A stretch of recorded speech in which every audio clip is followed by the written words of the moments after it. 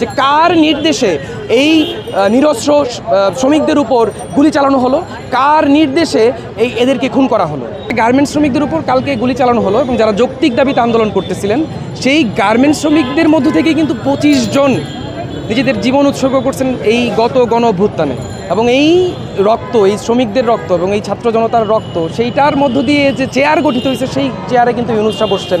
আমাদের বন্ধু আসিফ মাহমুদরা বসছেন, শ্রম উপদেষ্টা হয়েছেন, স্বরাষ্ট্র উপদেষ্টা হয়েছেন। আমরা আজকে এই সমাবেশ থেকে যে দাবি জানাইছি, দুইটা বার্তা দিচ্ছি। এর মধ্যে প্রথমটা হচ্ছে এই আসিফ মাহমুদ, স্বরাষ্ট্র উপদেষ্টা, শ্রম উপদেষ্টা এবং প্রধান উপদেষ্টা, ওনাদের আসলে প্রকাশ্যে আসলে ক্ষমা চাইতে হবে শ্রমিকদের,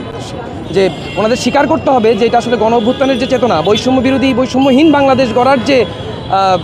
লক্ষ্য, সেই লক্ষ্যের সাথে আসলে এক ধরনের প্রতারণা হয়েছে শ্রমিকদের উপর গুলি চালানো। 2 নম্বর যেটা ব্যাপার আমাদের ছিল সেটা হচ্ছে যে আমরা কিন্তু রিসেন্ট সময়ে এই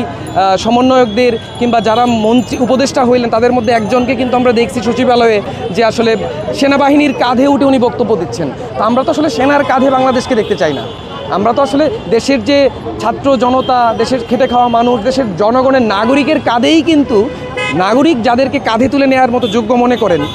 সেই রকম নেতা আমরা চাই। তো আমরা তাদেরকে যে বার্তাটা দিয়েছি যে আপনারা আসলে সেনার কাঁধে না উঠে শ্রমিকের কাঁধে যেন উঠতে পারেন, শ্রমিকের সমর্থনটা যেন পান, সেই ধরনের একটা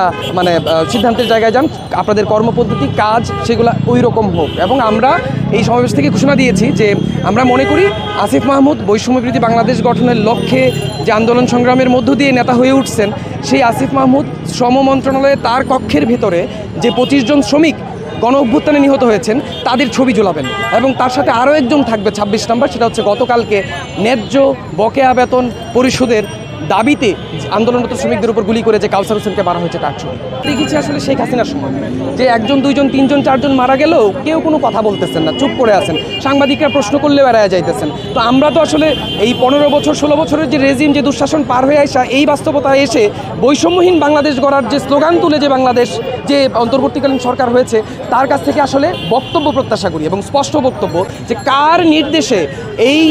নিরস্ত্র শ্রমিকদের উপর গুলি চালানো হলো, কার নির্দেশে এদেরকে খুন করা হলো।